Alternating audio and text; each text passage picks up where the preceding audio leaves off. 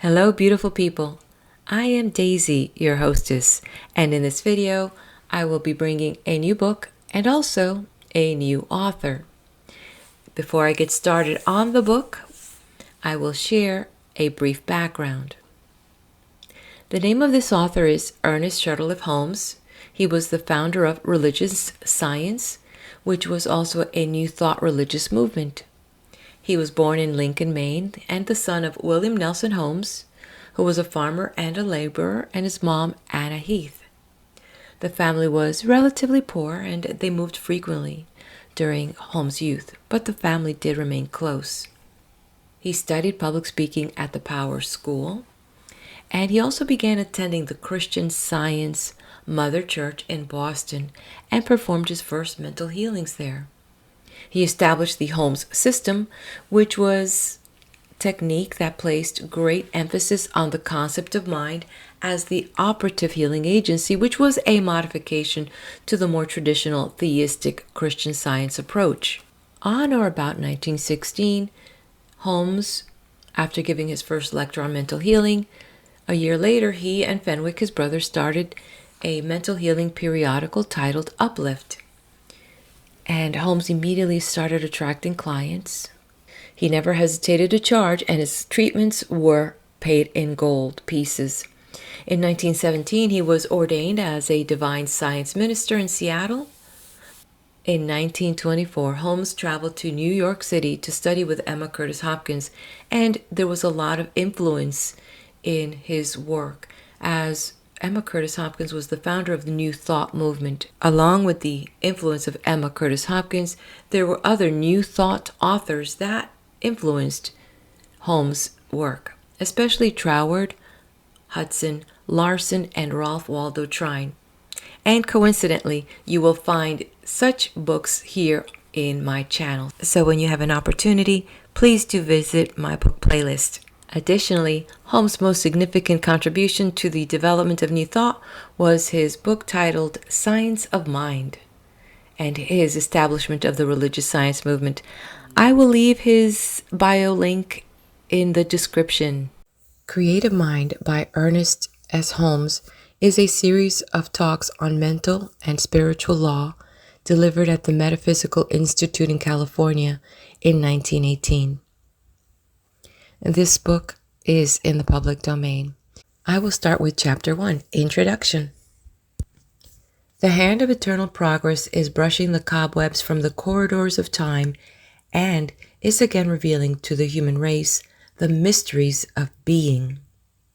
As there is nothing new under the sun, the searchlight of truth is bringing to light only what has been known to the few in all generations. The time has now come when the few must become the many. The whole world, from the least to the greatest, must know the truth, so that man may understand the great laws that govern his life.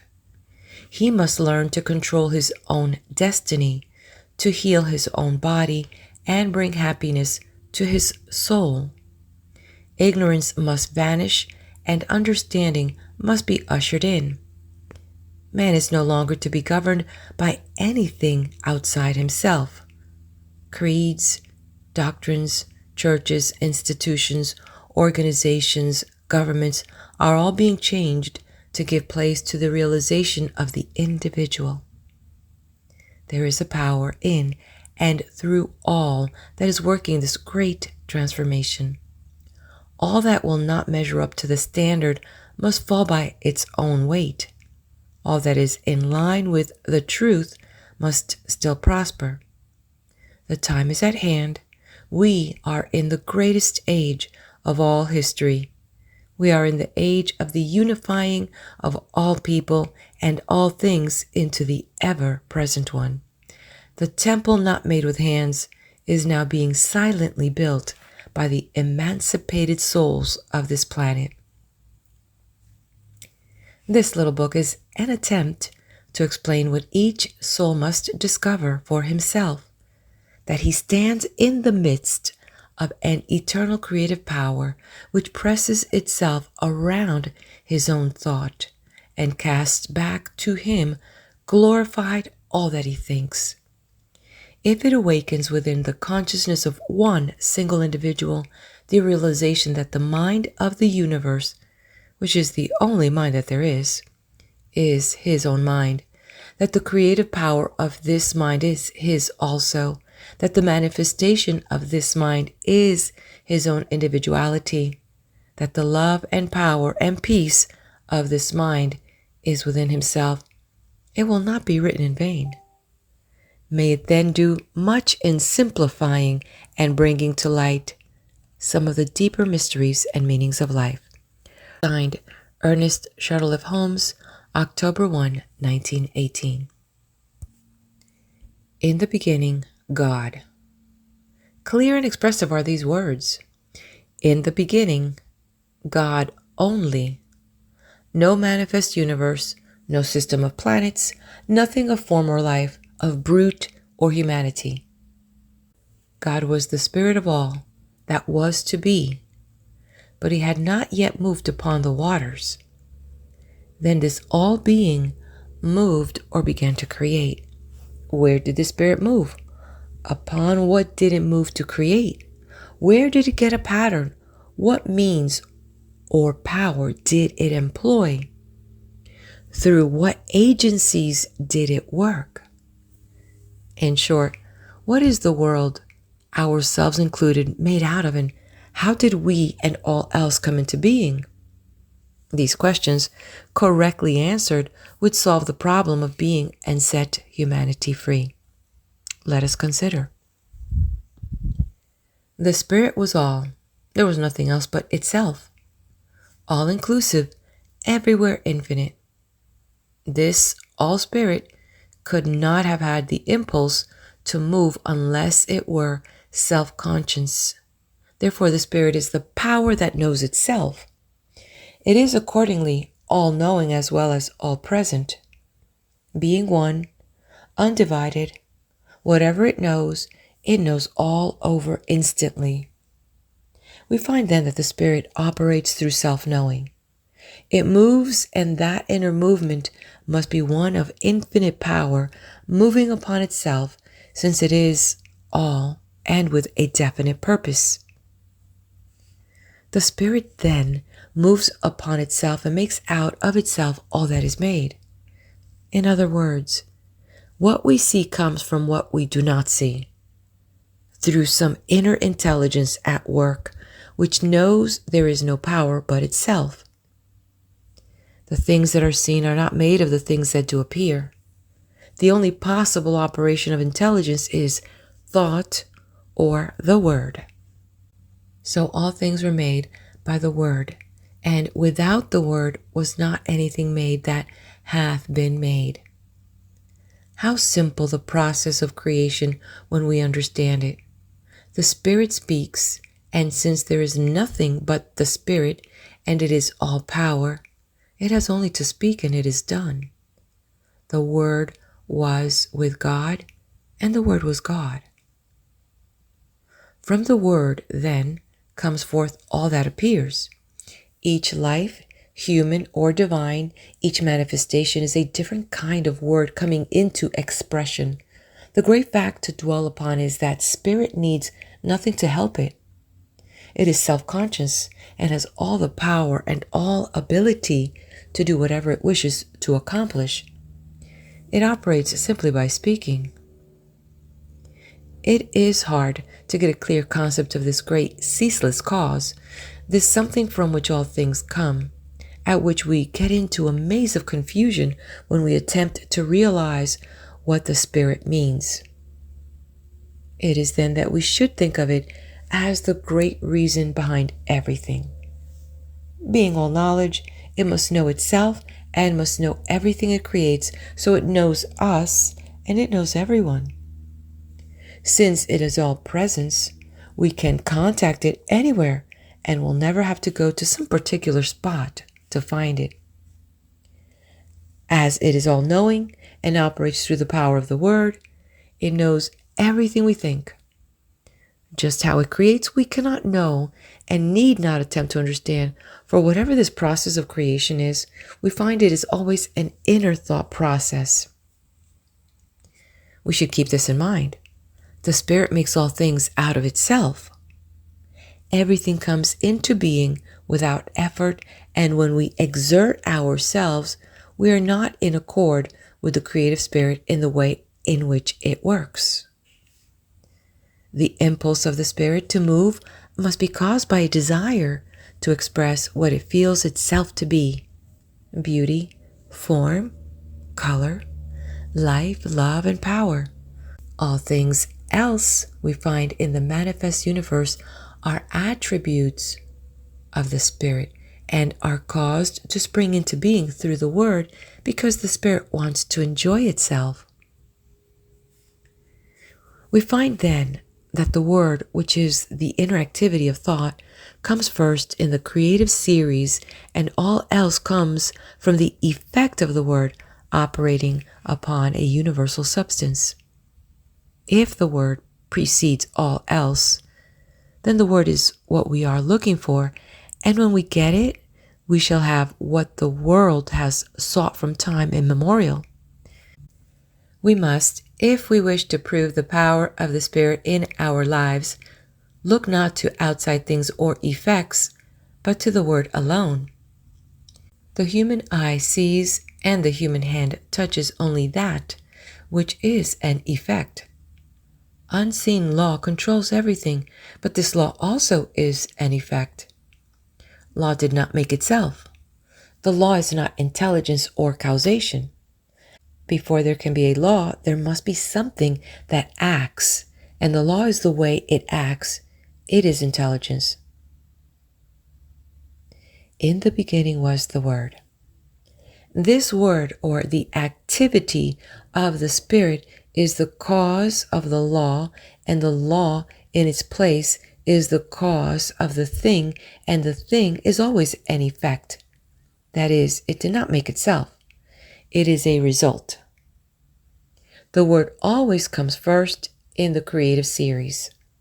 The Word was with God, and the Word was God, and the Word still is God. When we realize that we are like God, and we could not be otherwise, being made out of God, we will realize that our Word also has power. If there is but one mind, then it follows that our word, our thought, is the activity of that one mind in our consciousness. The power that holds the planet in their place is the same power that flows through each of us. We must place the Word where it belongs, where it is the Word of God in the universe, or the Word of a person in the individual. It is always first, before all else, in the beginning. The real sequence is this: cause, spirit, intelligence, God, the Word, the activity of intelligence, the effect or the visible thing, whether it is a planet or a peanut. All are made out of the same thing. What we need to do is to learn how to use the Word so that all will come to see that they are creative centers within themselves. A principle that can be proven. Knowing that mind is, we have a principle that is absolute. It is exact. It is going to correspond to our thinking about it. The first great necessity is to believe this. Without belief, we can do nothing. This is the reason Jesus said, "It is done unto you even as you have believed." Always it is done unto people as they believe, and there is something that does it which never fails. We must believe that our word is formed upon and around by its creative mind. For instance, we wish to create activity in our business. We believe that our word is law about that thing, and there is something that takes our thought and executes it for us. If we have accepted the fact that all is mind and that the thought is the thing, we shall see at once that our word is the power behind the thing, and that it depends upon the word or thought that we are sending out. So plastic is mind, so receptive, that the slightest thought makes an impression upon it. People who think many kinds of thought must expect to receive a confused manifestation in their lives. If a gardener plants 1,000 kinds of seeds, he will get 1,000 kinds of plants. It is the same in mind. The word going forth. Since this is true, everything depends upon our mental concepts. As a man thinketh in his heart, so is he. The Bible reiterates this statement, telling us many times of the creative power of thought. Jesus taught nothing else. He said, "The words which I speak unto you, they are spirit and they are life." The centurion coming to Jesus recognized the power of the word spoken by the latter. He said, "I also am one in authority." But his authority was on the physical plane, and he saw that Jesus had authority on a spiritual plane, for he said, "Speak the word only." The Bible also tells us that the word is not afar off, but in our own mouth. It is neither here nor there. It is within every living soul. We must take the responsibility for our own lives. All must awake to the facts that they have absolute control over their lives and that nothing can happen by chance. Then they will have a broader concept of God, a greater tolerance for their neighbor, and a great realization of their own divine nature. What a relief from strenuous labor, no more struggle or strife. Be still and know that I am God, and beside me there is none other. The Spirit being all there is, we cannot conceive of anything that can hinder its working. When the Spirit has spoken, the Word becomes law, for before the law is the Word, it precedes all else. First is absolute intelligence, all power, all presence, all causation. Then the movement upon itself through the power of the Word, then the Word becoming law, the law producing the thing and holding it in place. So long as the Word exists, the thing will exist. For since the Word is all power, there's nothing beside it. I am that I am, and beside me there is none other. This I am is Spirit, God, all. There is no physical explanation for anything in the universe. All causation is spirit, and all effect spiritual. We're not living in a physical world, but in a spiritual world peopled with spiritual ideas. We are now living in spirit. God or Spirit governs the universe through great mental laws that work out the divine will and purpose, always operating from intelligence. And this intelligence is so vast and the power so great that our human minds cannot even grasp it. All that we can hope to do is to learn something of the way in which it works, and by harmonizing ourselves with it, to so align ourselves with Spirit that our lives may be controlled by the great harmony that obtains in all the higher laws of nature, but has been very imperfectly manifested in us. This brings us to the second point of consideration. Why and what is man? We find in the physical universe that automatic laws govern everything. For instance, the tree cannot say, "I will not," because of the law that holds it in place. It grows without any volition of its own. So it is with all nature, but when we come to the human, we find a different manifestation of the Spirit, a being who can say, "I choose." In all creation, the human alone is an individual. The human alone is free, and yet man alone wants, is sick, suffers, and is unhappy. Man marks the earth with ruin. Why? Because he has not found his true nature. The very thing that should free him, and eventually will do so, now limits him. God could not make an individual without making him able to think, and he cannot think without bringing upon himself the results of his thought, good or bad. This does not mean using two powers, but using the one from two standpoints. Nothing in itself is either good or bad. All things exist in mind as potentiality.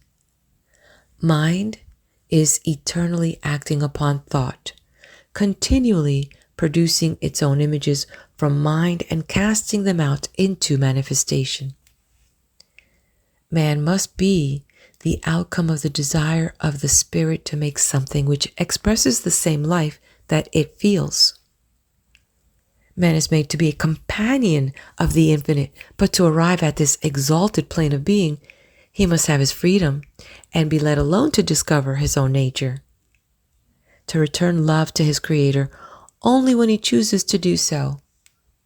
At the doorway, then, of the human mind, this wonderful God has to wait. Behold, I stand at the door and knock. The opening must be made on the part of the individual. Man lives in a mind that presses in upon him from all sides with infinite possibilities, with infinite creative power. The divine urge of infinite love crowds itself upon him and awaits his recognition.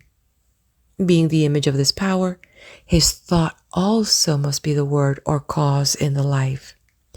At the center of his being is all the power that he will need on the path of his unfoldment. All the mind that the human has is as much of this infinite mind as he allows to flow through. We have often thought of God as far off and of man as a being separate from the all good. Now we are coming to see that God and humanity are one, and that one is simply awaiting man's recognition, and that he may spring into being and become to man all that he could wish for or want.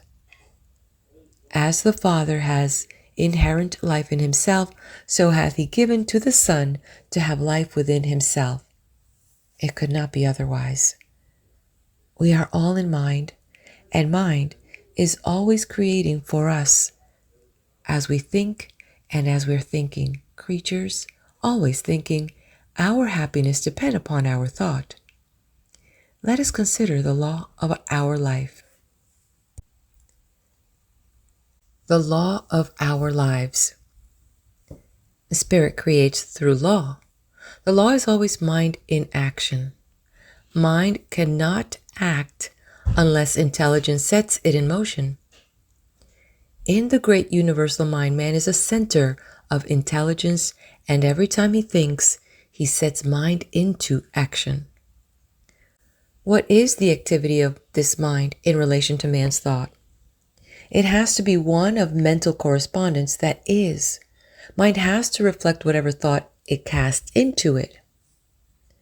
Wonderful as universal mind is, it has no choice but to create whatever thought is given it.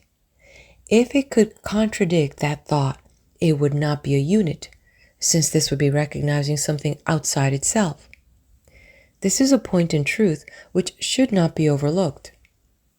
The one mind knows only its own ability to make whatever is given it. It sees no other power and never analyzes or dissects. It simply knows, and the reason why people do not understand this is that they have not realized what mind is. The ordinary individual thinks of mind only from the limitation of his own environment.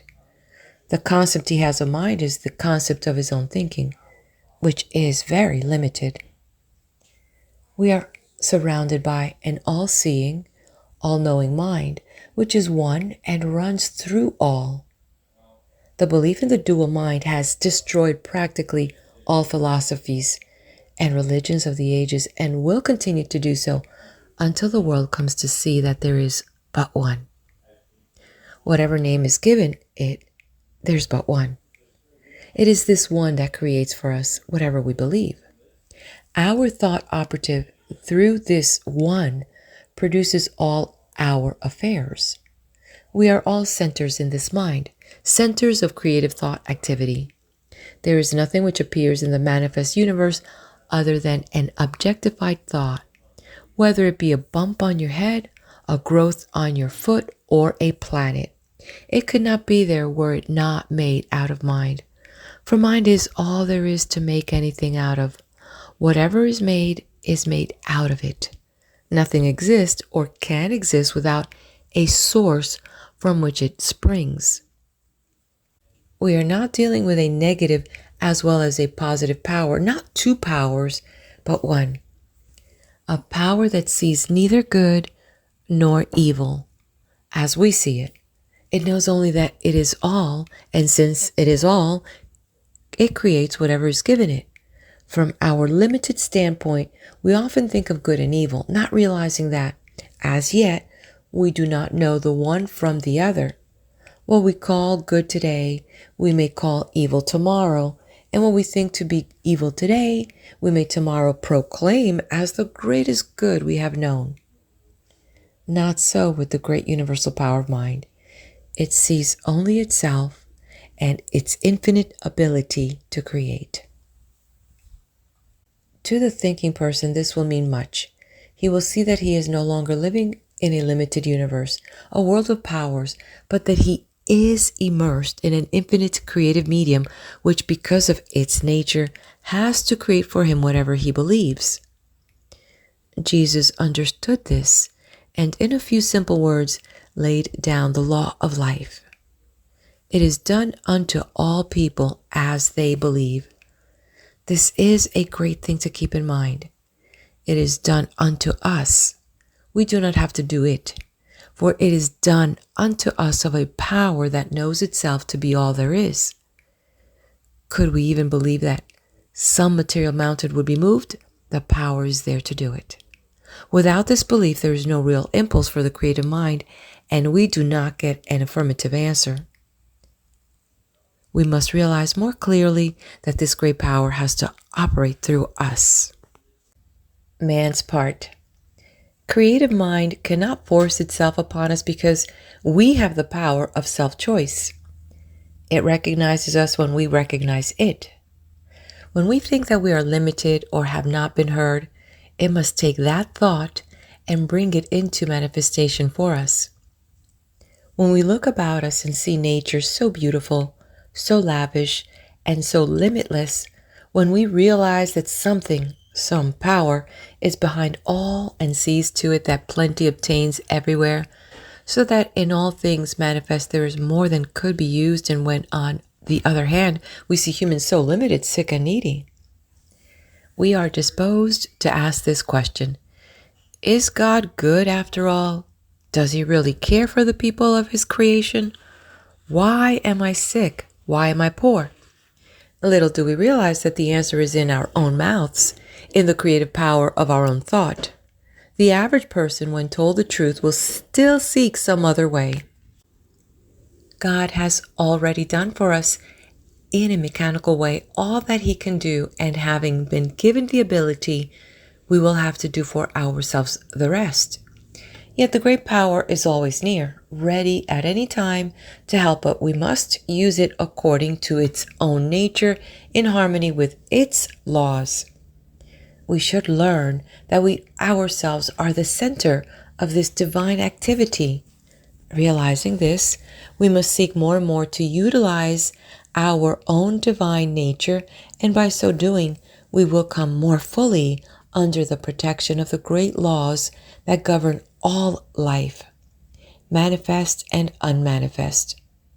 Whatever man is, he must find that because he is made out of God. He must be of the same nature. This infinite one cannot know anything outside of itself, anything that would be a contradiction of its divine nature. The human ignorance of his real nature binds him with his own freedom until he comes to see things as they really are and not as they appear to be. In the infinity of mind, which is the principle of all metaphysics and all life, there is nothing but mind, and that which mind does. That is all there is in the universe. There is all there ever was or ever will be. This mind is acted upon by our thought, and so our thought becomes the law of our lives. It is just as much a law in our individual lives as God's thought is in the larger life of the universe. But for the sake of clearness, think of yourself as in this mind. Think of yourself as a center in it. That is your principle. You think, and mind produces the thing. One of the big points to remember is that we do not have to create. All that we have to do is to think. Mind, the only mind that there is, creates. A few people seem to understand the nature of the law and so think that they have got to do something, even if it is only holding a thought. Thinking or knowing is what does the thing. It will make it much easier for us when we realize that we do not have to make anything, just to know that there is something back of the knowing which does the work for us. That person gets the best results who realizes that he can use this divine principle.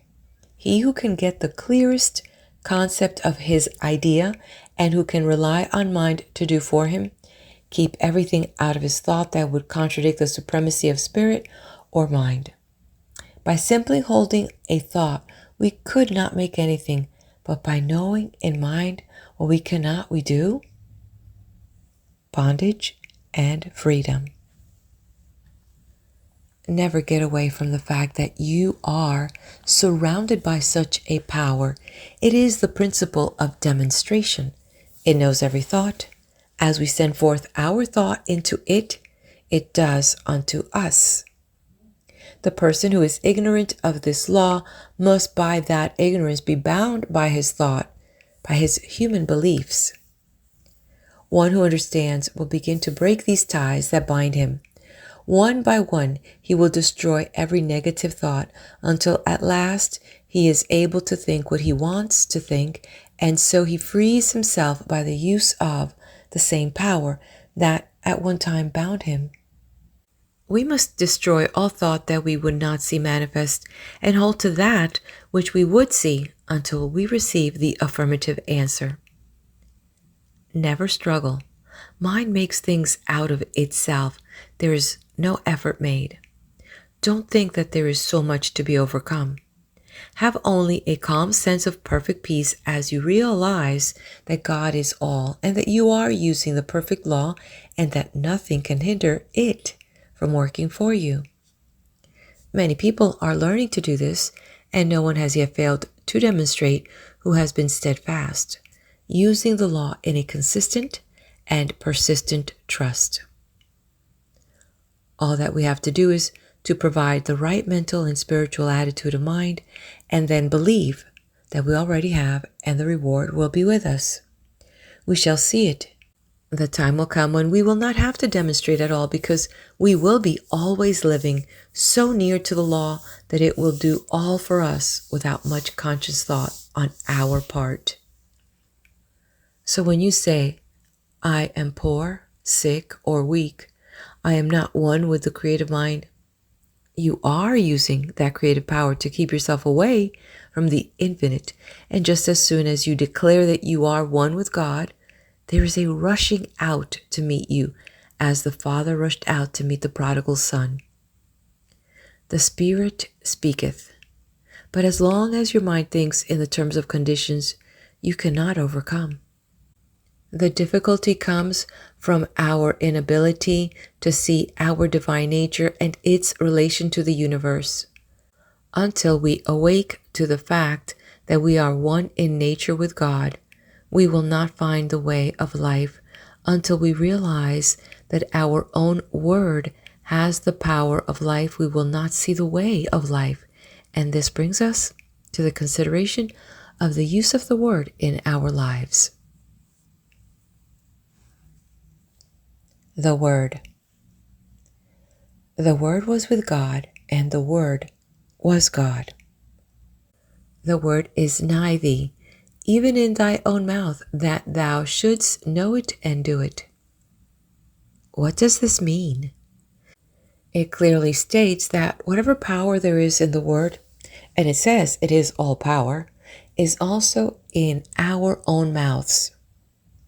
There is no avoiding the fact that the Bible claims for man the same power in his own life and his own world that it claims for God.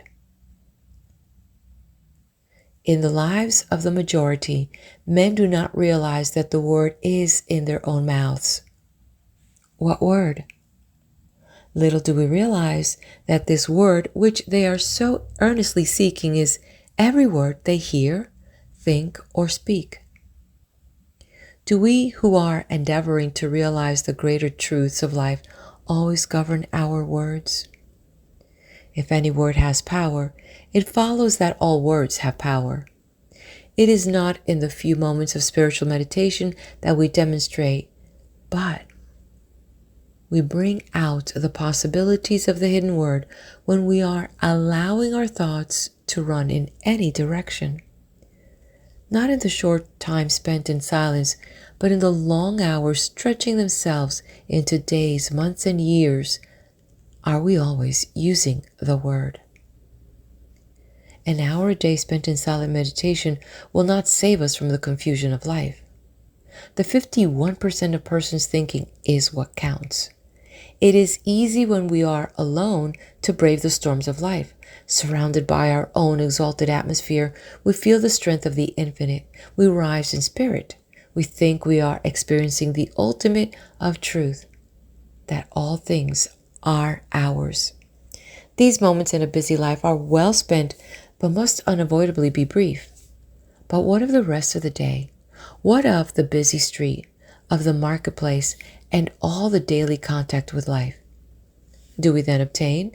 Do we keep on in the same way? Or do we fall before the outer confusion of our surroundings? We are still creating the word and setting it afloat in the great ethers of life.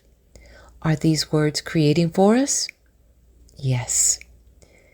How necessary then to keep the independence of the solitude.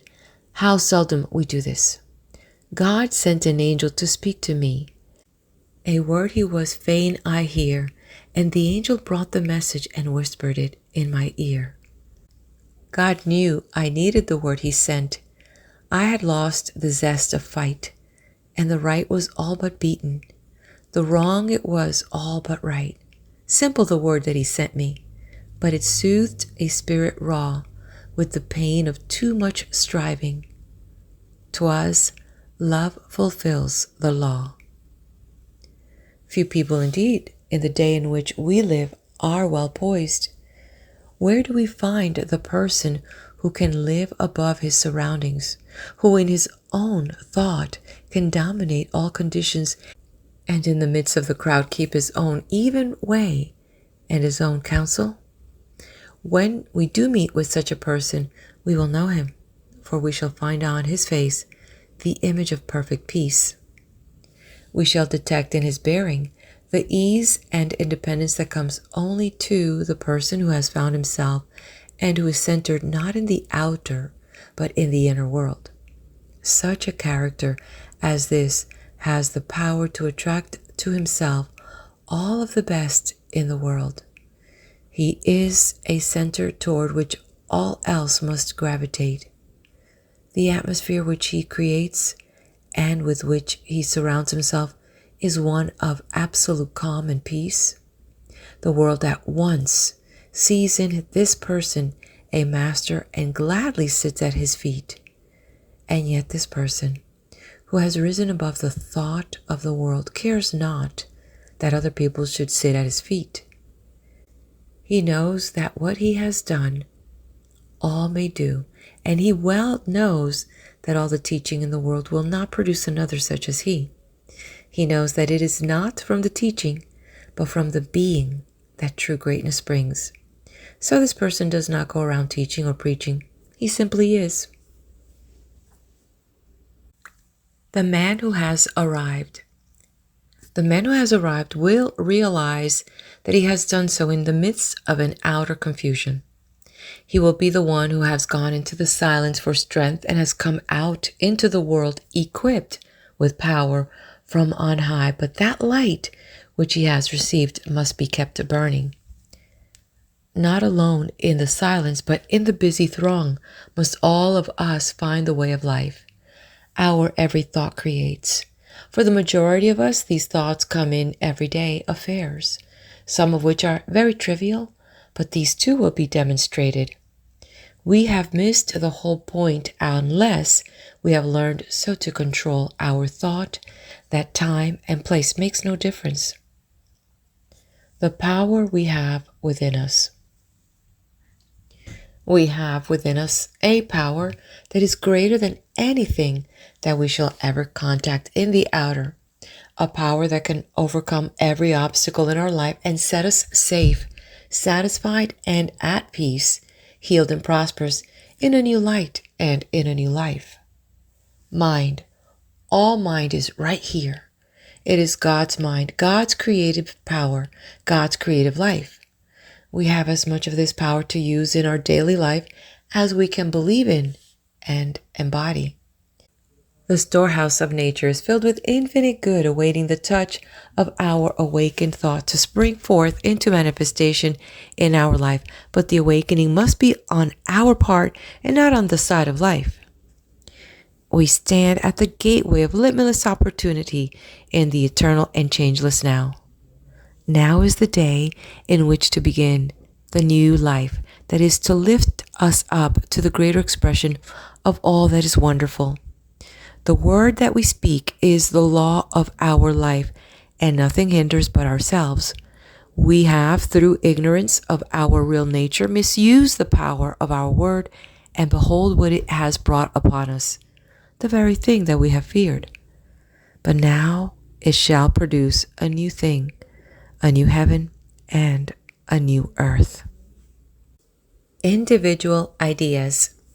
We find that in the universe, every separate idea has a word, a mental concept behind it, and as long as that word remains, the thing is held in place in the visible world. When the concept is withdrawn, the idea in the visible melts away, disappears. It ceases to vibrate to the word, which is the law behind it. For when the word is withdrawn, the condensation of the ether that forms the word melts again into the formless. There was a time when the world was without form, and from the word alone all things were made that are made. When our word says that there is no longer life in our bodies, the life principle withdraws and our bodies return to the substance from which they came. Here is the great mystery of life, that we are able to use this creative word for whatever purpose we may desire, and that word becomes the law unto the thing for which it was spoken. And so in our lives, we might say that without our word was not anything made that was made. For we are given the power to sit in the midst of our lives and direct all their activities. There is no struggle and no strife necessary. All that we have to do is to know. We must awake and with the glorified consciousness of an emancipated soul use our God-given power. The reason for the universe.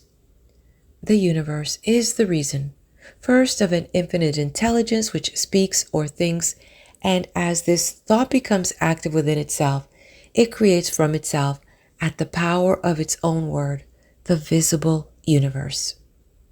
We are living in a universal activity of mental law. We are surrounded by a mind which receives every impression of our thought and returns to us what we think. Every person, then, is living in a world made for him from the activity of his thought. It is a self-evident proposition that mind must create out of itself, and this self being limitless, it follows that its creative power is without limit. Mind in action. Everything that we see is the result of mind in action. We all have a body and we have what is called a physical environment. We could have neither if it were not for mind. The law implanted within us is that we need nothing except ourselves and this all-wise creative mind to make anything, that just so far as we depend upon any condition, past, present, or future, or upon any individual, we are creating chaos because we are dealing with conditions and not with causes. Every living soul is a law unto himself, but of this great truth few people are conscious. It seems difficult for the race, which feels itself to be so limited, to comprehend the fact that there is a power that makes things directly out of itself by simply becoming the thing that it makes, and that it does this by self-knowing. But we will not demonstrate until we see at least some of this, the greatest truth about life. We should realize that we are dealing with a principle that is scientifically correct. It will never fail us at any time, but is eternally present. We can approach the infinite mind with a depth of thought and understanding, knowing that it will respond, knowing that we are dealing with reality. Jesus, who saw this very clearly, laid down the whole law of life in a few simple words. It is done unto you as you believe. We do not have to do it. It is done unto us. It is done by a power that is all. Could we believe that a material mountain would be moved, it would be done unto us. But unless we do believe, there is no impulse for the creative power, and we do not receive. Life externalizes at the level of our thought. Action and reaction. There is something that casts back at us every thought that we think. Vengeance is mine, I will repay, said the Lord, is a statement of eternal truth in correspondences against which nothing can stand, and whatever the person sets in motion in mind will be returned to him, even as he has conceived within himself and brought forth into manifestation. If we wish to transcend old thoughts, we must rise above them and think higher things. We are dealing with the law of cause and effect, and it is absolute. It receives the slightest as well as the greatest thought and at once begins to act upon it. And sometimes even when we know this, we are surprised at the rapidity with which it works. If we have been misusing this law, we need not fail. All that we have to do is to turn from the old way and begin in the new. We will soon work up out of the old law into the new, which is being established for us. When we desire only the good, the evil slips from us and returns no more. Arriving at a high consciousness. The best way to arrive at the highest consciousness is to have a great faith in the willingness and the ability of life to do all for us by working through us. We must believe in the inherent goodness and all-powerfulness of the Spirit of Truth.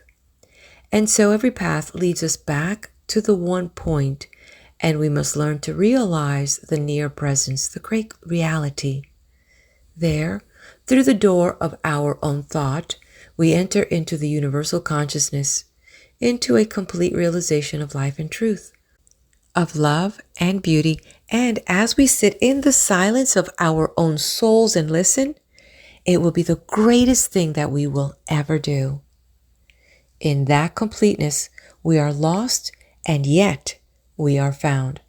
This is what is meant that one must lose his life in order to find it. We are lost to the human and found in the divine. We realize that we are one with cause. Outer suggestion. Nearly all people are controlled by outer suggestions and not by inner realizations. Ordinarily, man thinks only what he sees others do and hears others say. We must all learn so to control the inner life that outside things do not make an impression upon our mentalities. As we are thinking beings and cannot help thinking, we cannot avoid making things happen to us, and what we need to do is so to control our thought processes that our thinking will not depart from the realization of that which is perfect. Man is governed by a mind which casts back to us every thought we think. We cannot escape from this and need not try. It would be useless. The trouble with us has been that we have laid down great obstructions and then have tried to overcome them. Stop trying. Stop struggling. Begin to be calm, to trust in the higher laws of life, even though you do not see them. They are still there. Did you ever see the law that causes a plant to grow? Of course you did not. And yet you believe in this hidden law of growth. Why do you believe? Simply because every year out of the seed time comes a harvest? Shall we not have a great faith in the higher laws of being? To those souls who have dared to believe has come as definite an answer as came to those who believed in receiving a harvest from the planted seed. This law is, and if we would see results, we must use it, that is. We must provide the mental receptivity that will prepare us to accept the gift when the Spirit makes it. This receiving is a mental process, a process in which we lose all sense of limitation. If you wish to demonstrate prosperity, begin to think and talk about it and to see it everywhere. Do nothing that contradicts this thought, either mentally or physically. The world is full of good. Take it and forget all else. Rise above depression and be glad that you are saved from adversity. The human mind needs to be cleansed from the morbid thoughts that bind through its false beliefs. No living soul can demonstrate two things at the same time if one contradicts the other. There is no way except to let go of all that you do not wish to come into your experience and in mind, take all that you do wish. See, hear, talk about, and read only what you wish and never again let a negative thought come into your mind. God knows good only, and when we are in line with good, He knows us. When we are out of harmony with good, we say, God has forgotten us. On the one hand, we have an infinite intelligence which has brought us up to where we are today, and having done all that it can for us, now lets us alone to discover our own nature. On the other hand, we have the infinite law, which is an activity of God, and we can use it for what we will, only with this provision, that insofar as we use it for the good of all, are we protected. The law obtains through all nature that as a person sows, so must he reap. Now the Father has brought us to where we can understand life, and we must go as we choose. If we are in harmony with the great forward movement of the Spirit, there is nothing that can hinder our advancement. If we oppose it, somewhere along our pathway it will crush us. As with individuals, so with nations, insofar as they work with a right spirit, they prosper. When they begin to fail in the use of this law, they begin to fall. He who understands will take the position of one who wishes to work in union with the power of good, and to such a one will come all the power that he can conceive of and believe in. His word becomes in expression as the very word of God, and he must realize it to be all-powerful. So the one who is truly united with good will wish to express only the truth for all, and in doing so, he is working along the lines of the unfoldment of the Spirit. And though he may seem to fail from the ordinary standpoint, yet his success is assured, for he is at one with the only ultimate power before which, in time, all else must fall. The use of the greater consciousness. In practice, the emancipated soul must always realize that he is in union with the Father. What the Father does, he can do in his own life. What God is, he can become. His word must be spoken with absolute authority. He must know there should be no uncertainty. The word is the only power. Everything must come from it, and nothing can stand against it. It is the great weapon which he is to use against all evil and for all good. It is his shield against all adversity and his sure defense against all seeming limitation. The secret place of the Most High is in his own soul, where God dwells in eternal peace and infinite calm. Here he walks the waters of life undisturbed by the waves and the storm. Divine companionship is his for all eternity. Peace, which transcends all human confusion, comes, and he realizes that indeed he is honored of the Father. His word is flung out and will work, and none can hinder it. The sense of sureness is complete. Heaven and earth may pass away, but the word goes on, accomplishing that thing for which it was sent, and all power is given to it on earth and in heaven. If he speaks to the sick and they receive, it will heal them. If he says the word of prosperity, it will manifest, and nothing can hinder it. The world will abound with good, and his cup run over with life. What more can we ask? What greater realization of life than to know that God is with us? From this great realization comes peace, a peace which the world little understands, and a calm which is as deep as the infinite sea of love in which he realizes himself to be immersed. Peace brings poise, and the union of these two gives birth to power. No person can hope to arrive while he believes in two powers. Only as we rise to the realization of the one, in and through all, can we attain. When we speak the word, there must be no confusion, but only that calm reliance which knows that beside me there is none other. Realize that spirit is all causation, and that all things are made out of it by the operation of the word through it, and that you can speak the word that is one with the spirit, and there will be no more confusion. As the Father has inherent life in himself, so has he given to the Son to have inherent life within himself. Speak the word only, and it shall be done. The word is in your own mouth, that ye should know it and do it. Stranger on earth, thy home is heaven. Pilgrim, thou art the guest of God. Greater consciousness. Man is surrounded by a great universal thought power which returns to us always just as he thinks. So plastic, so receptive is this mind that it takes the slightest impression and molds it into conditions. There are two things in us which our thought affects: our body and our environment. At all times, he is given absolute control over these two things, and from the effect of his thought upon them, he cannot hope to escape.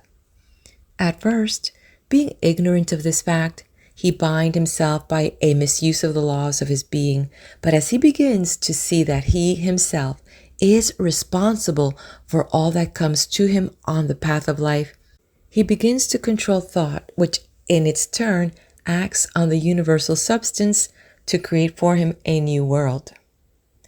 The great soul is learning more and more to dare to fling out into mind a divine idea of himself and to see himself perfect and whole. If he has a divine thought, he will get a divine thing. If he has a human thought, he will get a human thing. He will receive whatever his innermost thought embodies. And so we find in the Bible twice repeated these words: to the pure, thou wilt show thyself pure, and to the forward, thou wilt show thyself forward. It is done unto all as they believe. We often wonder why it is that we are not making better demonstrations. We look about and observe that some are getting wonderful results. They are speaking the word and people are being healed. We see others struggling along with the word and nothing seems to happen. And when we inquire into the reason for all this, we find it to be very plain indeed. All is mind, and we are mental. We are in mind and can only get from it what we first think into it. We must not only think, but we must know. We have to be provided within ourselves a mental and spiritual likeness for the thing desired. The reason why so few succeed then must be because they have not mentally really believed to the exclusion of all that would deny the thing which they believe in. And the reason why others do succeed must also be because they have absolutely believed and allowed real power to flow through and out into expression. They must have a real concept of life. Hold an object in front of a mirror, and it will image in the mirror the exact size of the object. Hold a thought in mind, and it will image in matter the exact likeness of the thought. Let us take this image which we hold before a mirror and change it ever so slightly, and there will be a corresponding change in the reflection. It is just the same in the mental world. Whatever is imaged is brought forth from mind into manifestation. We must not deny that which we affirm. We must reason only from that cause which is spiritual and mental, and weed out all thought that would deny its power in our lives. There seems to be something in the race thought that says humanity is poor, humanity is limited, that there is a lack of opportunity, that times are hard, that prices are high, that nobody wants what I have to offer. No person succeeds who speaks these ideas. When we express ourselves in this way, we are using a destructive power. All such thoughts must go, and we must all realize that we are an active center in the only power there is. We must get the perfect vision, the perfect conception. We must enlarge our thought until it realizes all good, and then we must swing right out and use this almighty power for definite purpose. We should daily feel a deeper union with life, a greater sense of that indwelling God, the God of the everywhere within us. When we speak into this mind, we have sown the seed of thought in the absolute and may rest in peace. We do not have to make haste because it is done unto all as they believe. In that day that they shall call upon me, I will answer. People will often ask, what is the best method for demonstration? There is but one answer to that question. The word is the only possible method of demonstrating anything. The word really felt and embodied in our thought. Then the word becomes flesh and dwells among us, and we behold and experience it. We will ask for no other way when we understand this. The person who does not understand these laws will be likely to say that this is presumptuous, that it is even sacrilegious, but this comes only from a lack of understanding of the fact that all is governed by law and that all law is impersonal and universal. We have just as much right to use spiritual law as to use so-called physical laws. Strictly speaking, there is no such a thing as a physical law, as all things are spiritual and all law is a law of the activity of the spirit. The greatest use of these laws will always come to that soul who is the most deeply spiritual. As such, and one comes the nearest to using law as God uses it. So to the really great soul, there must come a very close relationship with the invisible God. This relationship cannot be expressed in words, but only in inner feeling, which transcends the power of words to express. God must become the great reality, not simply as the principle of life, but more as the great mind which knows and which at all times understands and responds. To say that God does not understand our desires would be to rob the divine mind of all consciousness. and place God lower in the scale of being than we ourselves are. On the other hand, we must be careful not to believe that God thinks evil and understands that which is not perfect, as then we would have an imperfect being for the first cause. We should more and more learn to think of things in the absolute. That is, to think of things as not limited by conditions. Realize at all times that the Spirit makes things out of itself, and it needs no beginning except its own self-recognition. Then we must recognize our relation to this great power as one of absolute correspondence. What we think into it, it takes up and does for us as we think. It should not be an effort to think. We should do so with ease, without strain. The law must return to us. We have no responsibility except to provide the proper channel. It can return only in the exact way that we think. If we think struggle is the reality, we shall gain our demonstration, but struggle will have to be the result. There is a law of reflection between mind and the one who thinks, and it is not only what a person thinks, but also how he thinks that shall be done unto him. If you believe absolutely that you can do a certain thing, the way will always be open for you to do it. If also you believe that time will have to elapse, then you are making that a law, and time will have to elapse. If, on the other hand, you believe that mind knows just how and never makes mistakes, but lets it be done unto you, then it will be done. Confusion brings more confusion. Peace begets more peace. We cannot imagine the Great Spirit hurrying or worrying, fretting or trying to make anything happen. The only reason we worry and fret is because we have thought there was some other power which could bring confusion. Such is not the case. There is but one, and we are always using that one, but using it according to our belief. This is our divine birthright. Nothing hinders but ourselves. Remember that since all is mind, you cannot demonstrate beyond your ability to comprehend mentally. That is beyond your ability to know about a certain thing. For instance, suppose you wish to heal someone who is sick. Your ability to do this will depend entirely upon your ability to see perfection mentally, coupled also with the realization that your word destroys everything unlike itself. If you try to see perfection for a few minutes only, it will never heal. Your thought goes on at all times, and in the moments when you least realize it, conditions are being molded for you. It is not enough to declare consciously for the truth. The truth must be lived, or no good results will be forthcoming.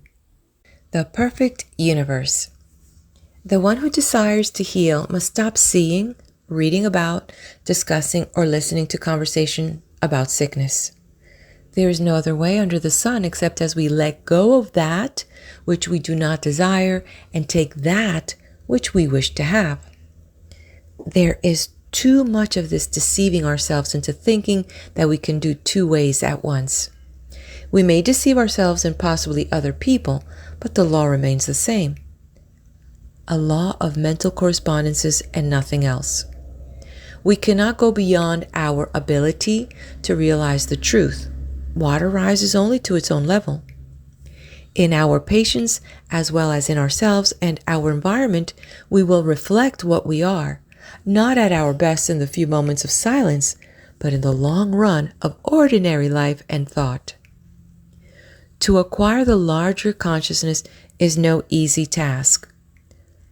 All that we have believed in, which contradicts the perfect whole, must be dropped from our thought, and we must come to realize that we are now living in a perfect universe, peopled with perfect spiritual beings, each of which, coupled with the great divinity, is complete within himself. We must see that we are one in the Great One, and then we will not separate or divide, but unite and add to, until in time we will find that we are living in an entirely different world from that in which we had once thought we were living. Of course, this will meet with much opposition from those unenlightened souls whom we must contact in the world. But what of that? Remember, the great person is the one who can keep in the crowd the calm, even thought, the deep divine reliance on principle. And more, this is the only way to help or to save the world. In time, all people will come to the same understanding. You are lifting up the standard of life, and those who are ready will follow. You have no responsibility to save the world except by exemplifying the truth. The world must save itself. All are alike. There is no difference between one person and another. Come to see all as a divine idea. Stop all negative thought. Think only about what you want and never about what you do not want, as that would cause a false creation. Too much cannot be said about the fact that all are dealing with only one power, making and unmaking for you through the creative power of your own thought. If there is something in your life that you do not want there, stop fighting it. Forget it. About struggle karma. There is too much struggle coming into the metaphysical thought. Often we hear some seeker after truth say, "I have a big fight ahead." Oh, foolish and untaught, how can you hope to enter in? The kingdom comes not from without, but from within, always. Stop all struggle and wait upon the sure principle that creates whatever it wills, because there is nothing to oppose it. As long as we think that opposition exists, we are blocking the way for the clearer vision. Those that take up the sword must perish by it, not because God is a jealous God, but because that is the way the law must work. Cause and effect must obtain everywhere. Do not even fuss about your karma. Too often we hear people say, "This is my karma." This may be true enough, but how many people know what they mean when they use the word karma? Do you realize that your karma is nothing but your false thinking, and that the only way to escape it is to think the truth, and that brings in the higher law? When the greater comes in, the lesser leaves, because there's no longer anything to give life to it. The past is gone when we learn to forgive and to forget. This erases from mind all that is held against us and even our sins. Are remembered no more against us forever. Fate is in our own hands, and when we will rise to that pure atmosphere where we see things in their completeness and know that an all-wise power is behind it all, we will see that the infinite mind could wish for us only that which expresses itself in limitless terms. The whole trouble has been that we reason as humans and not as gods. I say ye are gods, and every one of you sons of the Most High. The great law of life is thinking and becoming, and when we think from the lofty heights of the spirit, we will become great, and not until then. Do not try to convince anyone of the truth that will bring confusion. Truth is, just as much as God is, and the whole world is coming gradually into the realization of it. Keep the truth within your own soul, lift your own self above the confusion of life, and then people will believe. So all our thought is to be created in the realization of the one becoming the many, without struggle, without fear, stripped of all that denies the truth. How limited we are, how little our thought. How the human race rises in the morning, plods off to the day's work, plods home at night, sore and tired, eats and sleeps, works and dies. As has been said of the human, man works hard to get money to buy food, to get strength to work hard, to get money to buy food, to get strength to work hard, to get money, etc. This was never intended. It is the curse imposed on the one who believed in two powers, one of good and one of evil. To us there has come a greater vision, and to those who believe and act as though it were true, it is proving itself. We must turn from all human thought and experience. We are not downtrodden, depraved, and miserable sinners, born in sin and conceived in iniquity and shame, some to go to heaven and some to hell, and all to the eternal glory of God. This is a lie. It always was and always will be. But as long as we believe in a lie, it seems to be present with us. Man is born of the Spirit of God Almighty, is pure, holy, perfect, complete, and undefiled, at one with his eternal principle of being. Many people are finding this out, and as a monument to its truth, millions are daily proving it for themselves. Somewhere down the path of human experience, we will all awake to the realization that we ourselves are heaven or hell. We live in spirit, awaiting the touch of thought that believes. All people look, a few see. End of part 1. All right, hit that like button, subscribe to the channel. If you like this and have someone that really needs to hear this, please make sure to share. And let's head over to the next video for part 2. Yes, I'll be waiting for you.